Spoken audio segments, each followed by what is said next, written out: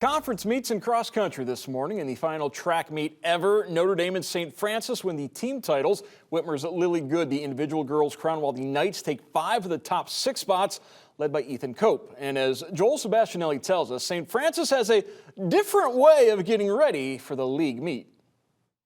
This is basically the St. Francis uniform. You know, our dress code requires a tie. Yeah, and this is basically a usual cross-country practice, right? Tradition, I don't know. Give or take a few things, like most of their clothes. We run kind of this goofy attire. It's just a good way to loosen up, get some of that team dynamic going, and have a bit of a goof and a laugh before a big meet, you know? To be frank, I don't know jack. But the Knights have a case full of trophies, so y'all must know something. To run down the street, 35, 40 guys with nothing but black socks and a tie and no shirt is, it's really hard to stay uptight before a race when cars are honking at you and you're joking around with your teammates. Uncovered on Friday in the hopes of covering the field in the conference meet Saturday. Teams have been setting out down Bancroft for 40 years with this in mind.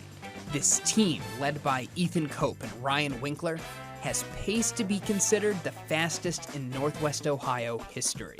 It started in 1982 before their conference championship. Coach Brian at that time thought it was a good idea and do something goofy and then be ready to go to war the next day. Coach Aaron is from the class of '04.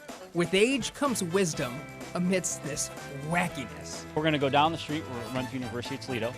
We used to go through the barber shop. That's now since closed down, so we're going to go through a restaurant, Southern Brother. At the time, you're doing it and you kind of, I guess, trivialize it. It's like, all right, well, I'll put a tie on and go horse around. But now as a coach, you see the value in it when you get the text messages at night from alumni asking, how was the run today? How's the haircuts afterward? Obviously, afterwards, some of the freshmen like to get their heads shaved. I'll take your word for it. I left before they figured out it was technically my first run, too. Just something that's been passed down, something that means a lot, especially the older guys like me. Hey, when you strip it all down, that's basically what they're all about here. Brotherhood's important because it kind of what makes the cross-country team so special. These are the memories we make, days like today. In Toledo, Joel Sebastianelli, BCSN.